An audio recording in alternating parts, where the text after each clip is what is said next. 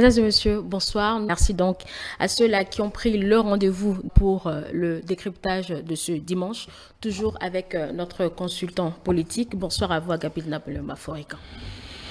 Bonsoir Angèle, bonsoir à tous les téléspectateurs. Merci également à nos internautes qui nous suivent depuis nos plateformes numériques. On a beaucoup parlé de la responsabilité sociale du journaliste dans l'entretien ce matin avec Dr Pascal Zantou, ancien conseiller à la Haute Autorité de l'Audiovisuel et de la Communication. Il s'est offusqué qu'on en arrive à cette dérive dans la presse, mais notre invité ce matin a quelque peu également indexé la formation Agapit Napoléon Maforika pour essayer de comprendre ce qui se passe du côté de la presse aujourd'hui. Agapit Napoléon Maforika. Non, je pense que mon point de divergence avec mon confrère et ami, je vais me dire vieil ami, vieux compère et Pascal Zantou, c'est justement au niveau de la formation. Non, la presse béninoise, les animateurs des médias au Bénin, les journalistes béninois ne manquent pas de formation, ne souffrent pas de formation. C'est pas un problème de formation. Et qu'est-ce qui explique que la mauvaise volonté, les mauvaises graines, et peut-être la partie des pouvoirs publics au nom d'une démocratie factice et d'un libertinage de presse. Il n'y a pas plus que ça. Nous sommes dans un monde de responsabilité. Quelle formation vous avez besoin pour savoir que vous ne pouvez pas prendre une tenue militaire, improviser une arme et dire que vous êtes militaire? Est-ce que vous avez besoin d'une formation particulière pour savoir que, parce que vous êtes militaire, vous ne devez pas intervenir sans être en mission commandée? Que vous ne pouvez pas intervenir dans la cité facilement, que le militaire, c'est la défense du territoire et non la sécurité publique. Est-ce qu'on a besoin de ça? On ne peut pas aborder une profession dont on ne connaît ni les b.a.-ba. La responsabilité sociale, c'est le b.a.-ba. Soit vous savez, soit vous ne savez pas, et vous n'avez pas votre place dans la presse. C'est tellement simple que ce n'est pas du bricolage des médias. Donc, il faut qu'on cesse de parler de formation. Ce n'est pas un problème de formation. Vous semblez indexer là tout de suite une volonté délibérée de nuire, hein, Agapit. C'est clair. Je suis dedans il y a 30 ans. Je suis sac au dos. Je suis fier de le dire. Et un sac au dos, j'ai fait tout le système depuis l'université, depuis même le collège. Et mon confrère Odias Nouveau connaît nos débuts à Davy à Porte-Nouveau, Édouard Loco, avec l'hebdomadaire de Porte de Davier, qui était lu par tout le monde, l'administration, les journalistes. Il écrivait sur les papiers couverture. C'est dire que on n'a peut-être pas eu la formation, mais on était déjà dedans, nous, depuis le collège, à l'université, le héros, la radio univers. Donc, nous connaissons les méandres de la profession. On ne peut pas entrer dans une profession sans savoir les règles, le b.a.-ba. On ne peut pas. Si vous êtes un bricoleur, donc vous êtes mauvais et très dangereux pour la société. Regardez, un maçon bricoleur qui ne connaît pas le dosage pour bétonner un immeuble R+2, qu'est-ce qui va se passer? Ça va s'écrouler. Comment les personnes vont mourir? Un chauffeur bricoleur, un pilote bricoleur, vous comprenez? Mais pourquoi on pense qu'un journaliste peut être bricoleur? On pense que c'est le fourre-tout. C'est l'endroit où on s'introduit et on dit n'importe quoi parce qu'on sait rouler le français. Non, c'est pas l'amphithéâtre des langues vivantes, le journalisme. D'accord. Une noble profession qui a ses règles, qui a sa déontologie. Et il est temps que nous puissions en arriver à ça. Il est temps qu'on remette, comme dit le président, l'église au centre du village. Et ce n'est pas l'église, c'est le lègue-bas. On est totalement face sur cette question. Alors, Agapit Napoléon Maforika, aujourd'hui, en définissant la responsabilité sociale, notre invité nous disait que c'est publier toute information qui est censée ne pas nuire au bien-être social. Alors, je lui demandais, est-ce que ce n'est pas un peu faire de la restriction de l'information? L'information est restrictive. Toute information n'est pas bonne à être. Il a répondu pareil. Je lui ai également demandé que fait-on du droit à l'information du public au finish? Le public, on lui donne ce qu'il mérite, ce qu'on estime qu'il peut assimiler. On ne peut pas lui mettre tout à la place. Vous pensez que sur les combats, vous pensez que lorsque vous pensez que absolument. Nous jouons à la place de la réceptivité. Mais c'est ça le journaliste. Mais c'est ça. C'est ça le journaliste. Il juge. Quelle est la valeur informative? Pourquoi je dois dire ça? Pourquoi je dois ne pas le dire? La conférence de rédaction, c'est à ça. C'est une messe, la conférence de rédaction. La rédaction est un sanctuaire, je te le dis. Donc, laissez droit à l'information. Le droit à l'information, c'est lorsque la rédaction décide librement d'y aller, on donne. Aucun pouvoir ne peut vous empêcher de le faire lorsque librement vous avez estimé que le peuple a droit. Mais la loi prévoit des domaines dans lesquels on peut limiter l'ordre public, nécessité de défense. Ça veut dire enfants et adolescents. Ça veut dire que votre droit, dont vous parlez, le droit à l'information, est limité par un certain nombre de prérogatives de l'État sur lesquelles on doit se faire. On doit faire beaucoup attention. Et c'est cela. Mais en dehors de ce que la loi dit, le journaliste est un homme qui doit avoir ici. Parce que toute information, même dans notre société, on n'appelle pas tout par leur nom. On n'appelle pas tout par son nom à tout moment. On ne dit pas tout à tout le monde au même moment. Pourquoi vous pensez que notre société est organisée comme ça et vous ne voyez pas que les gens étaient bien informés comme ça? Toute vérité n'est pas bonne à dire. On ne livre pas tout à tout le monde, à tout moment. Il y a une manière de les gérer. C'est pour ça qu'on est journaliste. On ne l'est pas pour ramasser et livrer. Ce n'est pas ça le journalisme. Ça, c'est la liberté d'expression, qui n'est pas la liberté de presse. Alors la liberté d'expression, c'est quoi? Je décide volontairement, moi, Maforika, et non le journaliste. En tant que citoyen, j'ai la liberté de dire, à charge d'en répondre devant la loi. Il faut bien qu'on sache ça. Donc, à charge d'en répondre devant la loi. Mais je peux dire toutes sortes de bêtises. Comme je peux violer un feu, violer la vitesse devant un radar, à charge d'en répondre des abus. C'est ça la liberté. Ce matin toujours, puisque c'est le plateau qui nous sert de témoin pour continuer, il a parlé de journalisme de combat par lequel nous avons commencé la presse béninoise pour justifier un peu, bon pas pour justifier, mais pour toujours essayer d'analyser ce que nous constatons aujourd'hui. Est-ce qu'effectivement, à un moment donné, certains de nos confrères ne se mettent pas dans du combat qui mélange un peu les gens dans les productions de presse? Nous l'avions commencé, nous ne le sommes plus. Il faut bien qu'on se réveille. On ne l'est plus. À quel moment vous avez sonné la fin? À un moment où on a commencé par l'autoriser et que les lois ont commencé par sortir. En 90, il n'y avait pas la démonopolisation des ondes. Le gouvernement avait le monopole. En 87, lorsque Gazette du Golfe, Tam-Tam Express et Écho d'Afrique devraient sortir, ils sont allés voir le PPB. Le PPB, le ministère de l'Information n'a pas refusé. Il y a eu un arrêté autorisant. Mais quand quelqu'un l'a dit, nous n'avions pas, quelques années après, en 89, nous on n'avait pas abrogé la loi 72 du 30 juin 1960 portant les libertés de la presse en République du Dahomey. Donc, il y avait la loi 72, il y avait l'ordonnance de 69 de Zissou, et c'est fini. Quand le PPB est arrivé, il n'a pas interdit. Il a juste créé les organes. Et donc, les gens savaient qu'il ne pouvait pas faire du privé. Mais il n'a plus aucun acte. Il n'y a pas aucune action législative. Mais, la loi 72, vous devez dire où est votre imprimerie. Pourquoi? Parce qu'on peut aller saisir. Absolument. Et l'ordonnance de 69 était encore plus dure. Et on était en pleine liberté. Oh, la loi 72 n'est que la reprise de la loi française de 1881. Compléter la loi de 1936. Donc, on n'est pas dans un domaine de libertinage. C'est connu et c'est réglementé. Le directeur de publication est responsable du contenu. C'est déjà ça déjà.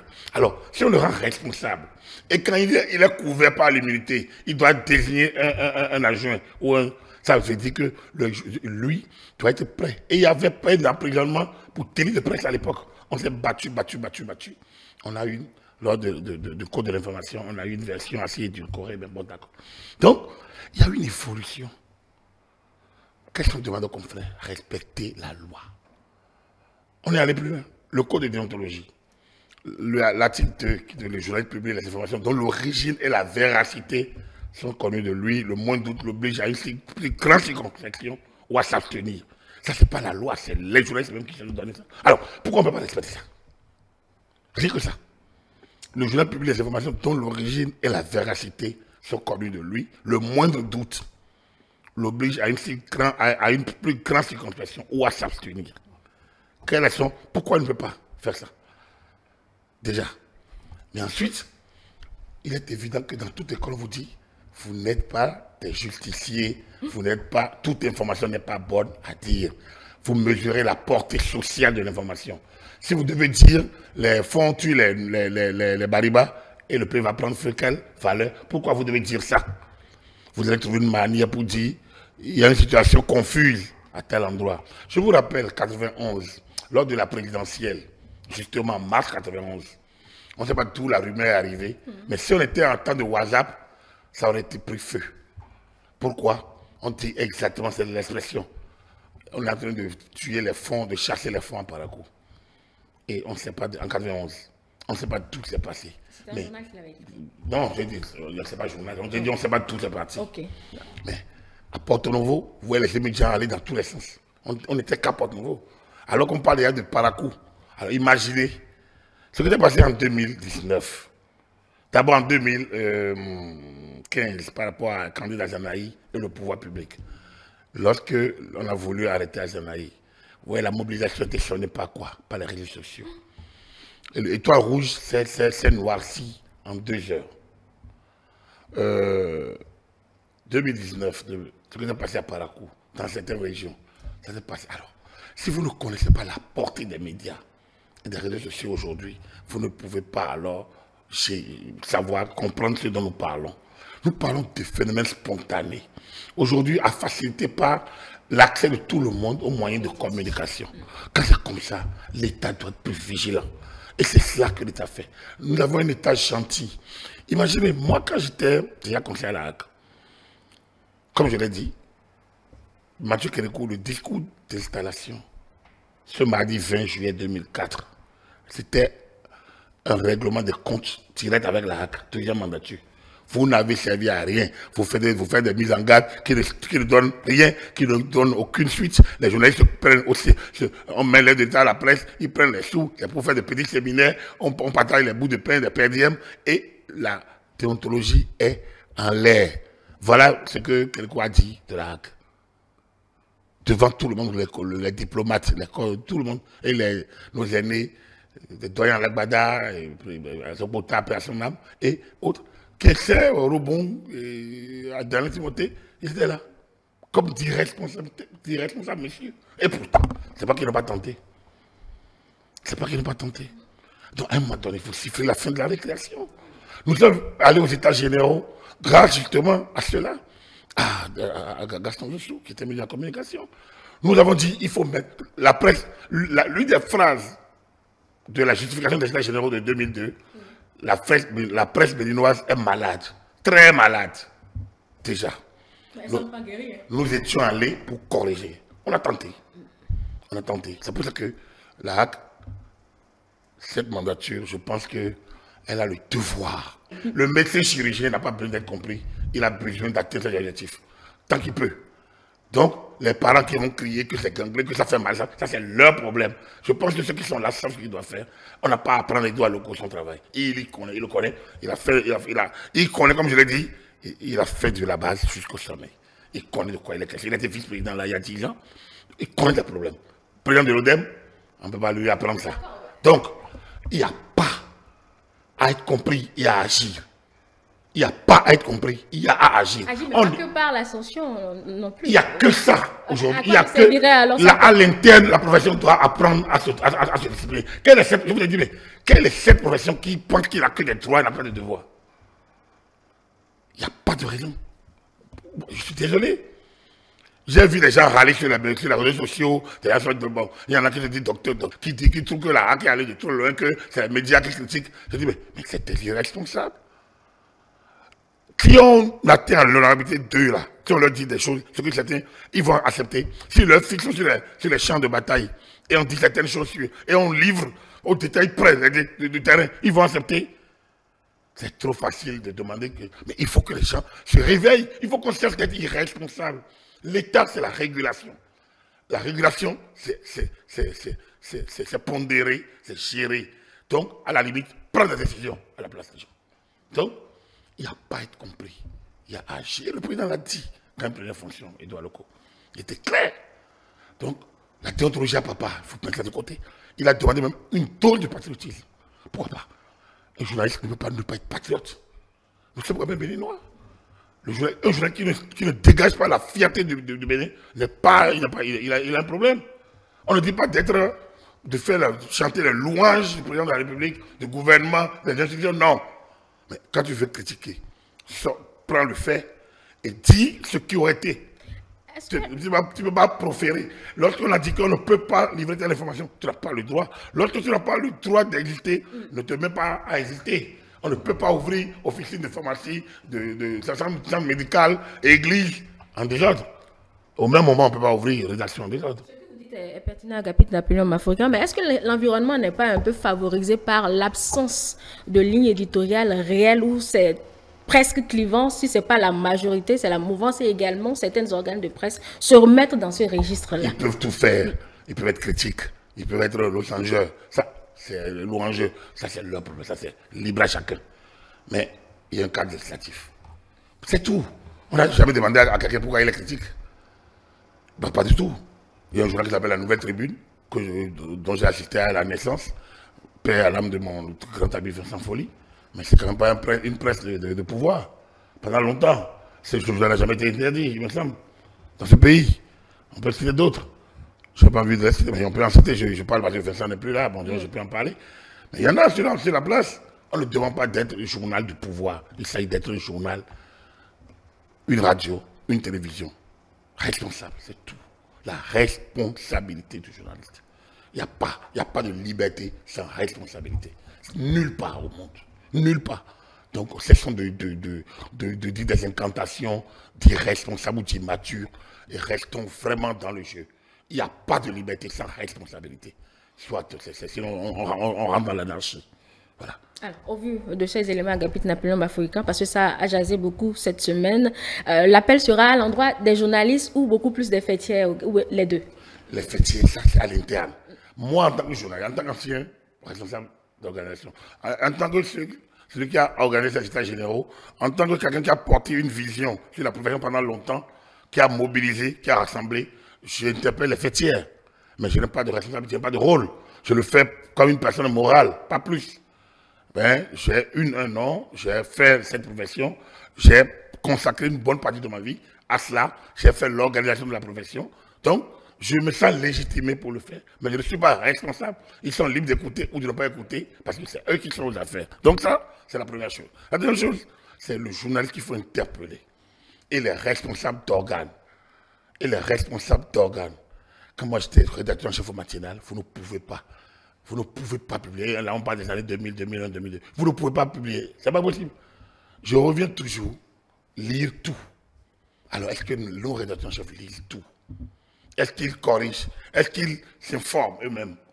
Il y en a qui sont tellement incultes que des journalistes viennent leur publier n'importe quoi. Ils ne savent même pas de quoi ils parlent parce qu'ils ne suivent pas l'actualité. On a des rédacteurs en chef qui ne suivent pas l'actualité, qui ne connaissent rien de l'évolution des choses, qui racontent ce que il y a des organes de presse qui ressassent ce que les réseaux sociaux publient. Mais le réseau social, c'est un tas d'ordures.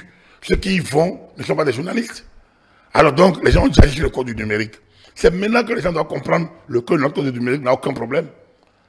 Que quand vous regardez un gars comme Avancé, Virgile, c'est un journaliste. Il a un master en journalisme, respecté.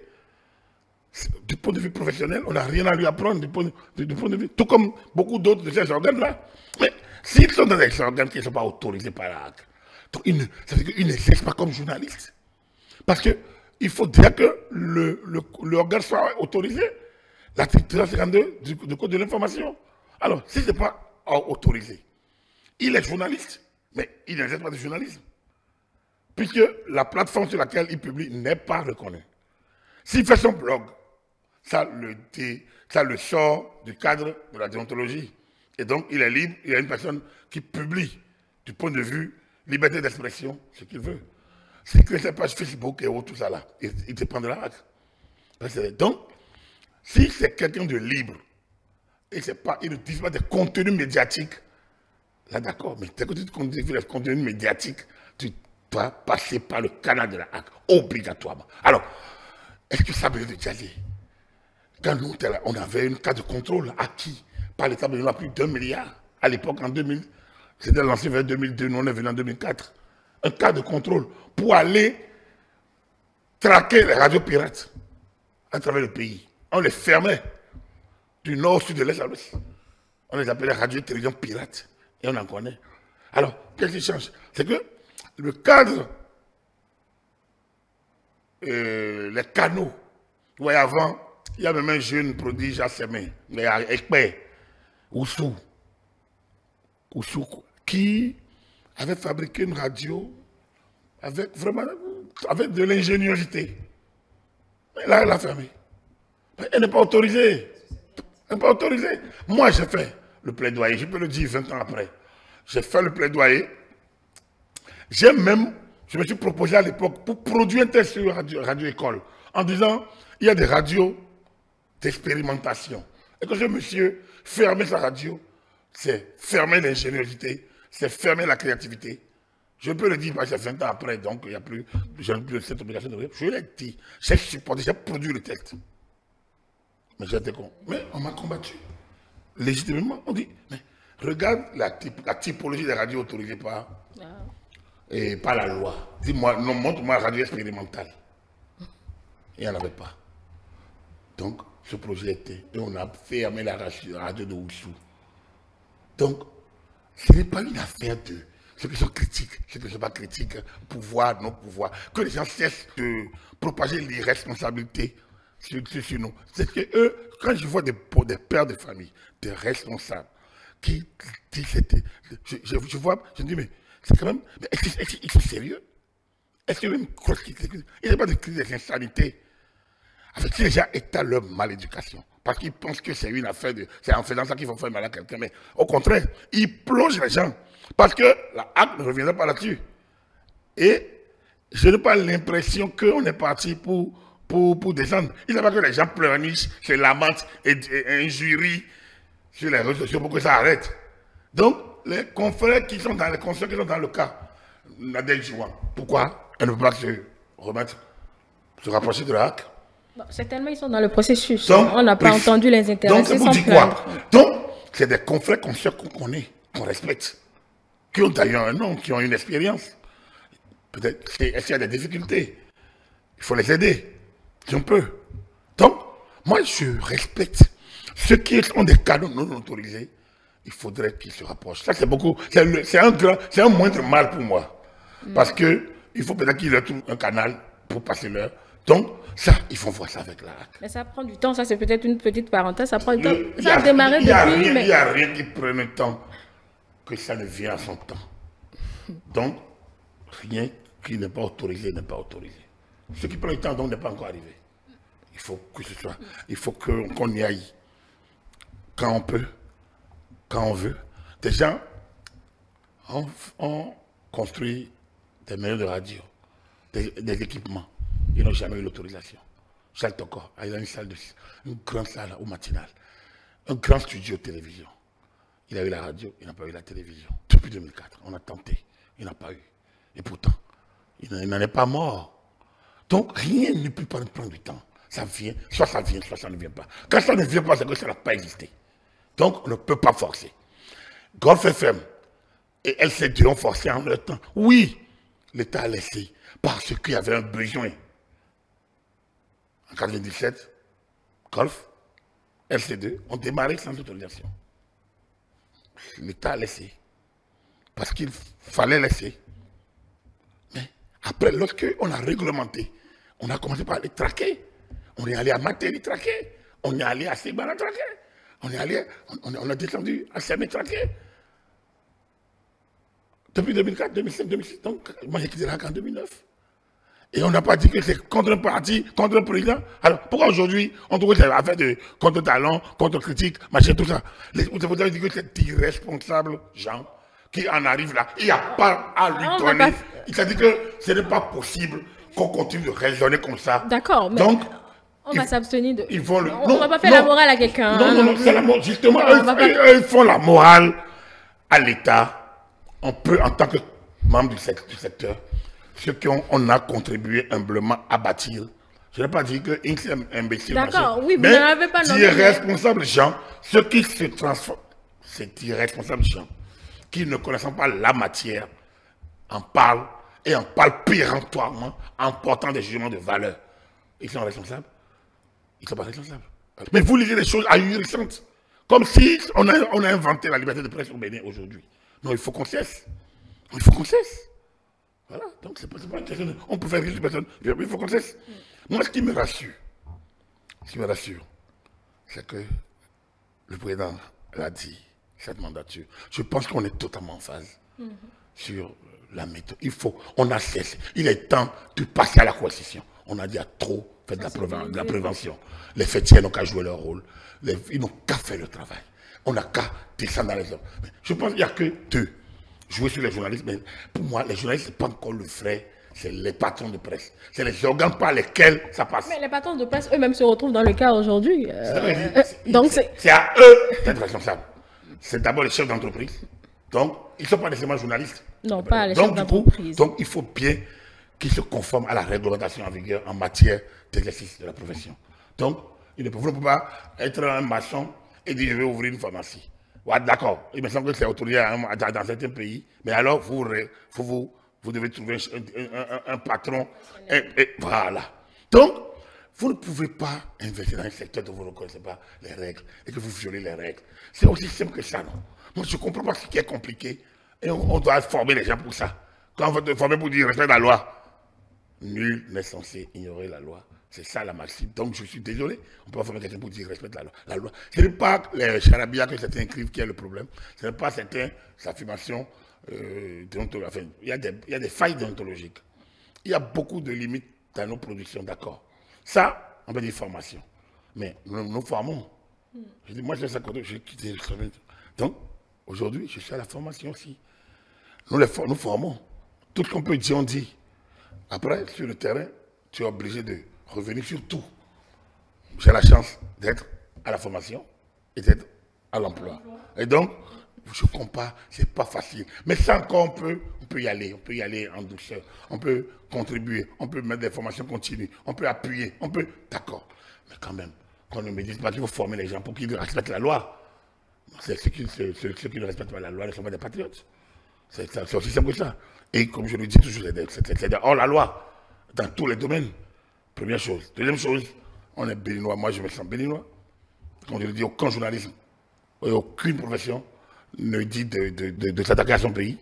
La réglementation d'abord, le respect de nos valeurs, le respect de nos intérêts, le respect de nos intérêts. C'est important pour moi. Et donc, mon combat politique, mon combat professionnel, ça fait 30 ans. Je suis militant de base, avant de rentrer même dans la profession. Donc, du coup, ce n'est pas aujourd'hui que ça va fléchir. Nous avons fait le plus gros lot du travail. Les travaux intellectuels, on les avait fait au premier état généraux. Il y a eu les deuxièmes états généraux. On a tout dit. Il faut maintenant appliquer. Il faut appliquer. Et je suis heureux de voir locaux et son collège là et déterminer Basile.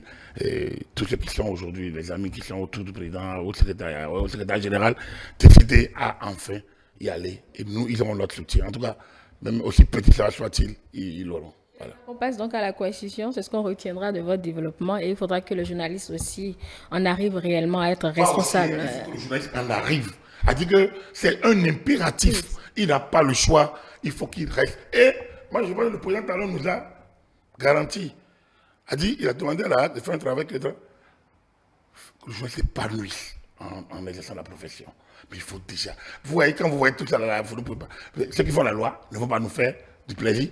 Donc, à tous les niveaux, que le brebis galeuse perturbe l'organisation de la vie et empêche les gens de jouir de bons fruits de leur labeur. Or, c'est une profession à risque. Les gens s'exposent.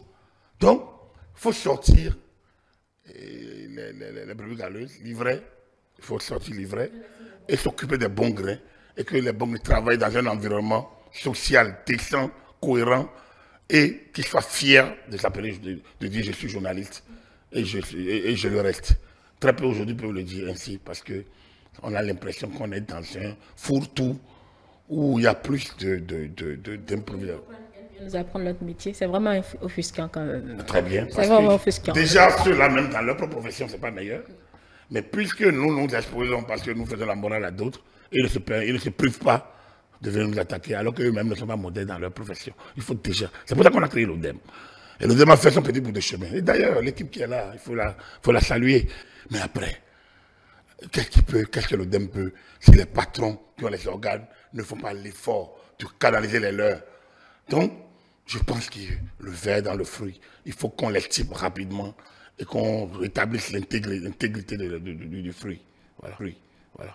Allez, on va passer à un autre sujet, Agapit Napoléon Mafroikan, cette fois-ci sur le duel. Le nouvel élément au niveau de l'opposition, c'est un appel international à la restauration de la démocratie au Bénin. On a cherché à comprendre quel modèle type l'opposition voudrait comme démocratie au juste. Le responsable, ou plutôt le représentant de l'opposition sur le plateau du duel aujourd'hui s'en est encore pris au code électoral. Ça, vous y attendiez. Voudrait qu'on le révise et c'est justement à cela qu'ils appellent à un appel, enfin, qu'ils font un appel international. Je ne sais pas de quel côté ils vont, Agapit Napoléon Mafroikan. Je ne sais vraiment pas. Je leur souhaite bon appétit.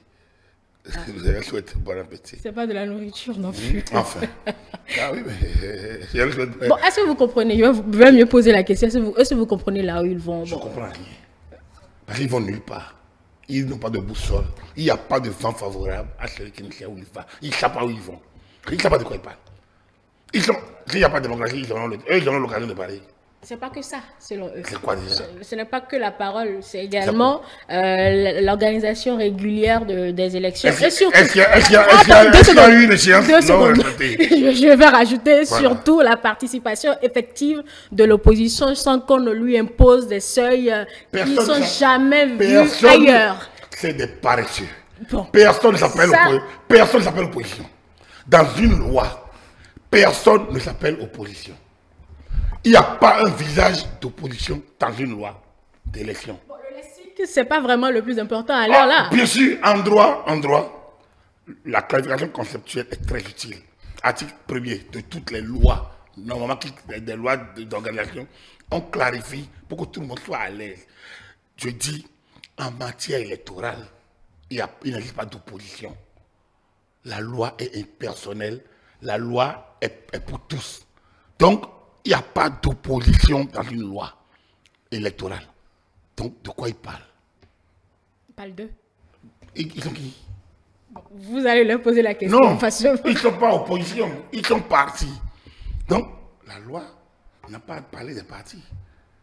La loi n'a pas dit parti X, parti B, parti C. C'est les partis qui vont aux élections aussi. Exact. Tous les partis qui remplissent les conditions. Impersonnelles.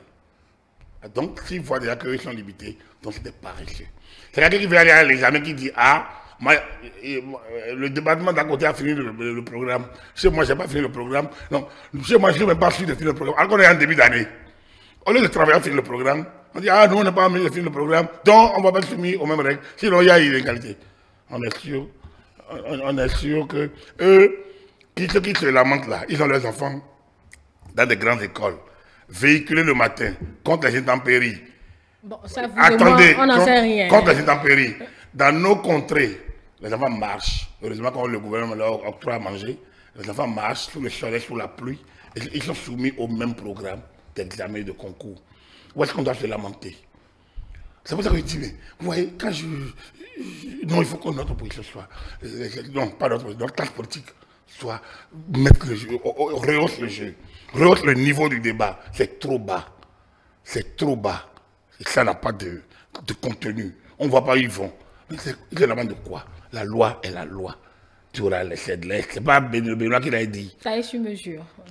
Toute loi est sur mesure. Puisque c'est la volonté d'une majorité. Donc du coup, mais ça s'impose à tout le monde. Toute loi, je dis, moi, il faut qu'on utilise les expressions. Quand on dit c'est quoi? Mais toute loi a une volonté. Ça peut être la volonté de tout le monde. Donc, toute loi, dans l'absolu, est sur mesure. Absolument. C'est la majorité de l'instant. Elle peut changer demain. Pourquoi on veut avoir peur de ces choses? C'est comme ça partout. Trump est arrivé au pouvoir. Je vais. C'est sa volonté. Dans 4 ans, ça change. Les gens diront autre chose. Mais pourquoi on se lamente? Donc, il faut qu'on cesse avec. Oui, c'est ce discours haineux de rancœur, hein, de ce discours de violence qu'on essaie de fabriquer dans la pensée des gens, qui nous a conduit en 2018, 2019, 28 avril, 1er mars et 1er mai, 2 mai 2019. Ils sont convaincus que ce n'est pas de leur fait. Hein? C'est de leur fait. Et ils ont commencé. C'est de leur fait et ils ont commencé. En fait, on n'est pas loin de troubles à l'ordre public.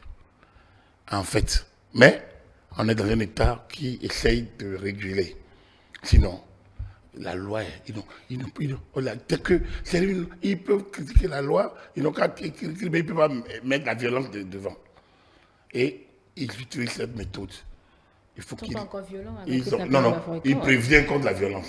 Qu'ils voient que cette loi est chrysogène, que ça va déboîter. Sinon, on vous dit d'aller aux élections, mais préparez-vous pour y aller, c'est tout. Ce qu'on ne comprend pas, depuis mars quand même, qu'on a voté ce code, bientôt on ne bouge pas, c'est sur les mêmes éléments. Non, on bouge les organes. J'ai vu un calendrier électoral. Non, je ne parle pas du calendrier, je parle de ce parti politique. Oui, parce qu'ils ne veulent pas. C'est ça le problème. Ils ne veulent pas. Ils ne veulent pas bouger, ils n'ont pas envie. Parce qu'ils se voient déjà limités sur le terrain. En fait, ils n'ont pas compris que les choses ont changé. En fait, c'est des gens qui sont passéistes réellement. Ils ne comprennent pas qu'il leur faut se projeter dans l'avenir en disant que ce n'est pas eux. Le problème, c'est le Bénin. Et que eux, moi, vous, nous sommes petits devant le Bénin. Et qu'il n'y a que des Béninois qui, en son temps, porteront l'espoir du pays si les populations le leur donnent. Eux, ils regardent leurs petites personnes d'aujourd'hui. Et ils se disent que sans eux, avec cette loi, eux là ne seront pas là. C'est ça qui les font mal. Non, il faut qu'il aille au-delà. On a connu des gens qui ont rêvé d'être président de la République, qui ne le sont pas, qui n'en sont même pas morts. Quel est le problème? Pourquoi ils pensent que ça se limite à eux? La loi est impersonnelle. Mais la loi traduit la majorité, une volonté politique d'un moment. S'ils disent qu'il y a la terre sur mesure, mais tant mieux, mais elle n'est pas personnalisée. Du coup, taille sur mesure, oui, c'est une majorité qui vote. Donc, c'est la vision de la majorité. Taille sur mesure, c'est une expression. Si on rentre dedans, on se retrouvera dans le choix. C'est une vision. La loi est une vision. C'est l'expression d'une vision traduite pour avancer. C'est ça. Donc, en la matière, c'est ceux qui sont là, aujourd'hui, la majorité parlementaire, qui exprime l'orientation. Et c'est une majorité proche du président de la République. Donc, le président de la République qui est élu a une vision. Il a une majorité qui l'accompagne. Et c'est traduit au Parlement par les lois. C'est aussi simple que ça. C'est ça la démocratie. Donc, quand la démocratie veut restaurer, je ne sais pas. Qui va les aider, je ne sais pas. Parce que je ne sais pas où est-ce que c'est meilleur. Nous avons l'une des meilleures démocraties actuellement en place. Je cherche. Il n'y a qu'à m'aider peut-être à en trouver. Mais moi, nous avons l'une des meilleures démocraties en place actuellement. Désolé. Ceux qui sont la facilité d'injure, nous allons faire une activité cérébrale un peu. Je pense juste que s'ils veulent, ils n'ont qu'à m'imposer, me montrer une autre démocratie. J'ai dit l'une des meilleures. L'une des meilleures démocraties. Bon, on va certainement les laisser voir quel pays fera écho favorable à leur appel international. Là, tout de suite. D'ici octobre, on aura les dépôts de candidatures pour la présidentielle. À partir de novembre, il y aura les candidatures. En fait, vous voyez que c'est plié. Il n'y a plus d'alternative. Je pense que ça fait longtemps qu'on dit. Quand même, hein. Quand même. Si ce que disait en son temps par rapport aux marcheurs que s'ils ne savent pas faire, ils vont rester sur les quais de la gare. Que c'est un mouvement inébranlable. On était en 92. Quand il y avait grève, les gens, disait, on est dans un processus. Ce pays a été tellement martyrisé et que bon, nous sommes en train de relever le pays. Ceux qui nous suivent, nous devons aller vite pour pouvoir atteindre. Mais ceux qui ne veulent pas, on va les laisser sur les quais de la gare. C'était ça qu'ils disaient en 92, en 93, au coup de visite à Paris. Ça n'a pas été bien. C'était dans la foulée qu'il a parlé de la biche qui ne se fâche pas avec la rivière. Je pense que c'est un mouvement inébranlable, irréversible. Je pense que ceux qui ne peuvent pas suivre vont être laissés sur le quai de la gare. Donc je reprends l'expression. Là, nous sommes enfin sur le bon chemin. Il faut qu'on avance. On ne peut pas tout le temps faire un pas devant, deux, trois en arrière. Donc, ceux-là qui continuent de se lamenter Ils n'ont qu'à vite se réveiller et aller sur le terrain, travailler. Je le dis, je me le répète. Il n'y a aucun pays qui viendra aider à restaurer une quelconque démocratie. Parce que ce pays-là même n'existe pas réellement. Où est sa démocratie, le pays en question? Il n'y a pas la CEDEAO, elle ne viendra rien restaurer. Elle a d'autres problèmes à gérer. Et d'ailleurs, elle n'a même rien à nous apprendre. C'est nous qui devons lui apprendre. Nos tests ont été votés dans les conditions normales, régulières, authentiques et procédurales. C'est-à-dire qu'on a tout respecté. Je ne sais pas ce que la CEDEAO viendra nous dire. Alors, il reste qui? Les Nations Unies. Qui encore? Alors, donc, ils n'ont qu'à nous aider à trouver là où quelqu'un peut venir nous aider. À restaurer la on ne peut démocratie. pas faire notre système ensemble, à mon humble avis. Aucun système n'est meilleur.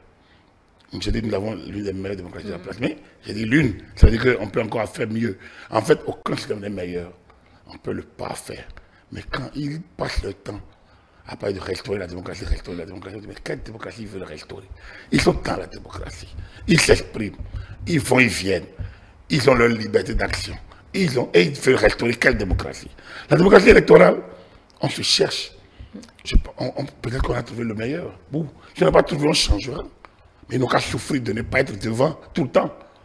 C'est pas eux. Le Bénin n'est pas pour eux. Le Bénin est pour tout le monde. Donc, un vent peut se faire sans eux. Et c'est ça qu'eux ne s'imaginent pas. Ils pensent qu'eux, ils sont le Bénin. Non. Le Bénin, c'est 12 millions, 13 millions d'habitants. Donc, ça peut se passer sans eux. D'abord. Hein? Donc, il faut qu'on puisse souffrir de ça. Et ça, apparemment, ils ne sont pas encore prêts. Ils vont nous devant le fait accompli. Allez, on va finir, Agapit Napoléon Bafouika, avec ce dernier sujet sur 26 minutes en Afrique et le monde. Le Togo qui n'exclut pas le fait de rejoindre l'AES. Si la bavette là-bas, Agapit Napoléon Bafouika, pourquoi ne pas y penser aussi? Je pense que la CEDEAO doit revenir à ses fondamentaux, donc laisser la politique politicienne, donc affaire électorale, machin, tout ça. Donc il faut que la CEDEAO se referme sur les principes éléments, les principes de départ du traité d'Abuja de 1975. Si le Togo, lors du côté de l'AES, d'abord elle n'en est déjà pas loin, c'est l'un des parrains de l'AES. Donc, c'est parce que ses intérêts passent par là. Absolument. Du coup, moi j'ai pas de problème. Rien n'est. Vous voyez, la situation la meilleure est vouée à l'échec à un moment donné, ou bien à être rebâtie. Ça veut dire quoi? La CEDEAO, c'est depuis 1975. Ça fait 50 ans. Oui. N'est-ce pas? Qu'on estime qu'il a fait son temps et qu'on retrouve d'autres. Pourquoi pas? L'AES peut être l'histoire qui commence et qui évolue. Tout comme ça peut s'effondrer. On a eu la Fédération du Mali. On a eu la Sénégambie aussi. Et pourtant, ça n'a pas continué. C'est pour dire quoi? Tout ça fait partie de la dynamique sociétale. Tout bouge, tout évolue. Rien n'est statique. Voilà. Donc pour moi, le Togo est libre. Tout comme le Bénin sera libre de décider. Mais mon conseil, je me dis la CEDEAO n'a qu'à se rebâtir, nous le disons depuis longtemps, se réinventer, se refonder et se refermer sur ces principes de départ et extirper beaucoup de ces histoires, les protocoles additionnels de 1999 au Togo, qui ne sont plus appliqués, que personne ne veut plus qu'on applique. Même le traité révisé de Cotonou en 1993, il faut que la CEDEAO refasse le débat sur le traité révisé de Cotonou de 1993. Et donc, le traité révisé de 1993 à Cotonou doit pouvoir être abrogé pour revenir au traité initial de 1975 d'Abuja. Et donc, lorsqu'on va revenir sur le traité de Cotonou de 1993, ça permettra aux certains États d'être plus à l'aise. Les questions intérieures sont des problèmes de l'intérieur. Je suis de ceux qui pensent ça. Ce n'est pas un groupe d'intellectuels dans des bureaux feutrés qui viendront imposer à un État son fonctionnement. Et donc, moi, je suis un peu là-dessus. Je comprends certains combats de certains pays. Après, oui, on a dit, bon, voilà, pas de la démocratie, oui, mais même la démocratie, il faut la repenser. Il faut la repenser. La lecture que certains font de la démocratie n'est pas de nature à encourager d'autres à le faire. N'est pas de nature à encourager le développement. La démocratie, ce n'est pas le libertinage. Ce n'est pas l'ensemble de l'État. Ce n'est pas l'ensemble des lois. Donc, Pourquoi me dire? Et quand c'est comme ça, je pense, le Togo est libre. Oui, que le Togo logne du côté de l'AES, on ne se plaît pas, mais la question, la CEDEAO a fait du chemin pour être là où elle est actuellement. La stabilité dans cette alliance, ça peut être l'autre question. Il y aura toujours une stabilité. Il y a les relations, elles sont bilatérales, elles sont multilatérales, elles sont communautaires. Il y aura toujours un point d'ancrage. Le Bénin ne peut pas se loger ailleurs qu'au sud du Niger et du Burkina Faso. Donc, on a beau ne pas s'entendre toujours, on est obligé de travailler à s'entendre. AES, d'ailleurs, notre voisin du Nigeria n'est pas... Oui, d'abord, nous avons le Nigeria comme un voisin CEDEAO, oui. Mais le Nigeria est entouré du Cameroun qui n'a pas CEDEAO, du Tchad qui n'a pas CEDEAO, et pourtant, il vit. Donc, il n'y a pas de raison de désespérer. Ça va fonctionner, ça va finir par aller. Moi, je n'ai pas de... L'essentiel est que du côté des voisinages, qu'on essaye de trouver le mot du juridique, essayer de faire en sorte que les relations bilatérales, moi je pense qu'il faut beaucoup travailler sur les relations bilatérales. Et ça permettra, et quand vous avez les relations bilatérales, c'est d'abord le bon voisinage que nous voyons avec le Burkina, le Mali, le Burkina, le Niger, le Togo, le Nigeria. Voilà pour nous. Si déjà avec eux, nous avons de bonnes relations. Et on travaille à ça. Ça, c'est pour le Bénin, ça. Le Togo a compris qu'il peut tirer une partie de l'AES. Donc, pourquoi pas. Pourquoi pas. Voilà. Merci à vous, Agapit Napoléon Maforican. Merci pour vos analyses, mesdames et messieurs. Nous sommes en train d'égrener ainsi les dernières minutes de notre décryptage. Le temps pour moi de vous rappeler les 3 sujets à l'heure du jour. Aujourd'hui, nous avons surtout parlé de la responsabilité sociale du journaliste. Le prétexte, c'est bien évidemment ces sanctions prononcées par la RAT contre certains médias cette semaine écoulée. Nous avons abordé aussi cet appel à l'international pour la restauration de la démocratie au Bénin. C'est une initiative de l'opposition. Quel type de modèle démocratique voudrait l'opposition? Jusque-là, on est toujours dans l'expectative. Et puis le Togo qui veut rejoindre l'AES, en tout cas, ne l'exclut pas. Pourquoi pas, si tant est que ses intérêts sont de ce côté-là. C'est l'analyse de notre consultant politique. Peut-être un mot sur Biya qui veut briguer un autre mandat, Agapit Napoléon Biya, Paul Biya. On a fini. Hein. Ça, c'est... Ne dites pas que vous n'êtes pas informé. Non, si. Vous l'êtes. Mais si le peuple camerounais estime que cette candidature est utile pour le pays, non. Pourquoi pas? Utile. Si le Camerounais est heureux de voir Biya là, pourquoi vous voulez que moi je me sente malheureux? Moi, j'ai pas bon, ça c'est une digression. Je pense à comme... J'ai pas de position dogmatique. On a vu la reine d'Angleterre venir à 56 et mourir à quel âge au pouvoir. Donc, au Cameroun, c'est pas non plus une monarchie, sauf erreur de ma part. En fait, il va aux élections. Comme dans les Émirats. Quand vous citez le Commonwealth. Les Émirats sont là. Les Émirats sont là pour... Je sais pas pourquoi on s'enferme. Moi, je ne suis pas dogmatique sur cette question. Vous savez, Paul Biya, tant qu'il est heureux de servir le Cameroun, et le Cameroun est heureux de le voir le servir. D'être servi par... Mais pourquoi d'être servi par Paul Biya? Pourquoi voulez-vous que moi, de l'Afrique de l'Ouest du Bénin, je me sente malheureux? Moi, je salue le peuple camerounais, je salue Biya, et je leur dis bon vent, c'est à eux de savoir ce qu'ils veulent. J'ai beaucoup de Camerounais, d'amis au Bénin. Voilà, et donc, moi, je veux qu'eux soient heureux, qu'ils élisent le président qu'ils veulent, qui va présider à leur destinée, et nous, on applaudira. Voilà. Allez, c'est sur cette bonne note que nous rendons l'antenne, mesdames et messieurs. Je vous rappelle que la production elle est disponible sur nos plateformes numériques, notre site internet, le www.etelebénin.com, notre chaîne YouTube eTélé-Bénin. Et vous pouvez télécharger notre application eTélé pour nous suivre un peu plus facilement. Nous étions en direct du studio François Xavier en Limnomont, eTélé avec vous, pour vous.